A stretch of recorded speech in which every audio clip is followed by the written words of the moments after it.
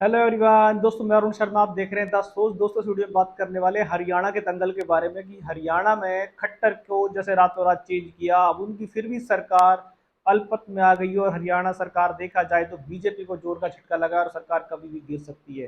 दोस्तों अगर आप चैनल पहली बार जुड़ सकते हैं सारी वीडियो को देखने। दोस्तों बात करते हैं हरियाणा के बारे में, हरियाणा के दंगल के बारे में कि जहाँ बीजेपी मोदी परिवार को बढ़ाने में लगी हुई है और खट्टर आए दिन अपनी भाषाओं से मोदी परिवार को बढ़ाने में लगे हुए हैं। पर देखा जाए तो बीजेपी का समीकरण हरियाणा में फेल हो गया।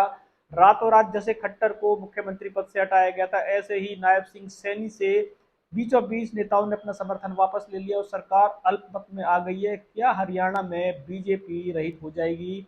हरियाणा में इलेक्शन से पहले ही जो बीजेपी, दुनिया में सब जगह देखा जाए कांग्रेस को झटके पे झटके लग रहे थे, पर बीजेपी को झटका लगेगा या बीजेपी की समझ से परे है। पर हरियाणा में बीजेपी को झटका लगना बहुत दिनों से कवायद लगाई जा रही थी कि बीजेपी के कुछ नेता, मुख्यमंत्री खट्टर की सरकार जब हटाई गई उसमें उनको मंत्रिमंडल में जगह नहीं मिली तो उससे उनको रुष्ट नजर आ रहे थे। और उन्होंने सरकार को काफी बार चेताने की कोशिश की थी कि सरकार में उनकी अहमियत खो दी है, पर सरकार को वो जोर का झटका देंगे। तो सरकार को जोर का झटका दे दिया गया। नायब सिंह सैनी ने लाख मनाने की कोशिश की है पर सरकार अल्पमत में आ गई है। पर सरकार कितने दिनों की मेहमान है ये समय बताएगा। फिलहाल अभी बीजेपी जोड़ तोड़ करने की पूरी कोशिश कर रही है जिसमें वो माहिर है। पर हरियाणा में अभी तक ऐसा कुछ सुनने में नहीं आया कि किसने इस बार बीजेपी को झटका दिया है। उनके जो अंदरूनी समर्थन थे जिनसे बीजेपी गदगद रहती थी, जैसे जेजेपी चौटाला कि उनको दुष्यंत सिंह को झटका दे दिया गया था, उनको पार्टी से निकाल दिया गया, उसी तरीके से इस बार उनने नेताओं ने देखा कि बीजेपी शायद आगामी समय में उनका प्रयोग ठीक से नहीं कर पाएगी और उनको मंत्रिमंडल में जिस तरीके से वो रुष्ट घूम रहे थे उसने अपना समय रहता बदला ले लिया है। अब देखते हैं कि बीजेपी उनको किस मंत्र से लुभावित करेगी। और वो देखा जाए तो कांग्रेस के संपर्क में है या वो निर्दलीय खड़े होने के संपर्क में, क्योंकि खट्टर सरकार के चलते उनकी नाराजगी अब तक दूर नहीं हुई है। और बीजेपी आला कमान की तरफ से भी उनको जो वादे किए गए थे वो कोरा मिथ्या वादे हुए। और हरियाणा में इस बार देखा जाए तो बीजेपी लहर दूर दूर तक नहीं है, भले ही कांग्रेस मैदान में आए या ना आए, पर इस बार बीजेपी हरियाणा से बहुत दूर जा चुकी है। इसका बीजेपी को समय रहते आभास नहीं हुआ। उन्होंने खट्टर सरकार के सेकंड टर्म को महान टर्म समझ लिया और वहां के बंद करके बैठे रहे। और रातों रात खट्टर सरकार को बदलने से उनको ये लगा कि बीजेपी शायद दोबारा से हरियाणा में पंचम लहरा जाएगी। पर नायब सिंह सैनी को सूबे की कमान तो दे दी पर उनके पास अनुभव की कमी थी, शायद वो अपने साथ के नेताओं को खुश करने में कामयाब नहीं रहे। और अनिल विज जैसे नेता सरकार को बार बार चेता रहे थे, धमकी दे रहे थे कि 2019 का इलेक्शन उन्होंने जिताया है और 2024 के इलेक्शन में वो बीजेपी को क्या सरकार दिखाएंगे समय बताएगा। पर हरियाणा में बीजेपी को जो झटका लगा है इस झटकों को शायद बीजेपी संभाल पाएगी तो ठीक है।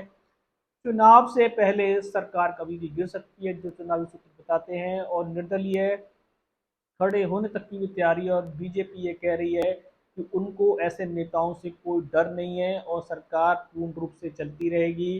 ये बीजेपी के चुनावी जुमले हैं जो जनता को फेंके जा रहे हैं, पर देखा जाए तो सरकार अल्पमत में है।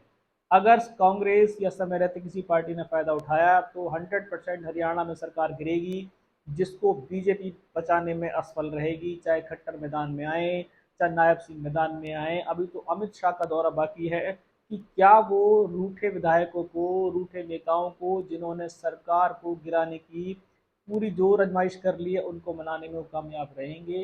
क्योंकि अमित शाह ही ऐसे गठबंधन में कामयाब करते हैं, शायद कोई मंत्र फॉर्मूला चल जाए। पर हरियाणा बीजेपी के हाथों से चुनाव से पहले झटक गया।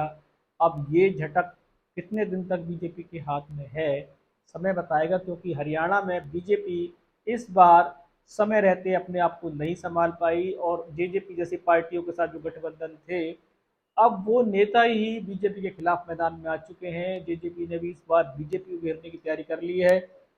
कांग्रेस तो ऑलरेडी मैदान में है ही, निर्दलीय ने अपना जोर आजमाइश कर लिया। वो कहते हैं कि बीजेपी ने हरियाणा में किसानों के साथ सही नहीं किया। बीजेपी के जो नेता जहां जहां जा रहे हैं उनको गांव में घुसने नहीं दिया जा रहा, जो हरियाणा का चुनावी समीकरण बताता है।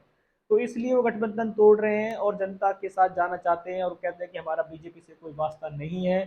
तो शायद वो अपनी जुझारू सीट निकाल पाए। अगर बीजेपी गठबंधन में रहेंगे तो हरियाणा से बीजेपी के गठबंधन में सीटें निकालनी बहुत मुश्किल नजर आ रही है। दोस्तों फिलहाल खट्टर सरकार का जिस तरीके से रातों रात अंत हुआ, नई सरकार नायब सिंह सैनी को सूबे की कमान दी गई, पर वो कमान ज़्यादा दिन नहीं चल पाई, उस कमान को लटकना पड़ा। अब ये कमान दोबारा से बीजेपी किस मंत्र के साथ उठाएगी, इस पे काफ़ी सारी समीकरण बैठा हुआ है।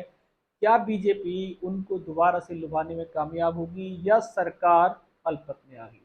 दोस्तों इस रुझान पर अपने नज़र बनाइए, कोई नया अपडेट मिलेगा समय से पहले बताएंगे। अगर चैनल पहली बार जुड़ सकते हैं, सारी वीडियो को देखें। दोस्तों मैं अरुण शर्मा मिलूंगा नई सोच के साथ, तब तक अपना ध्यान रखें। नमस्कार।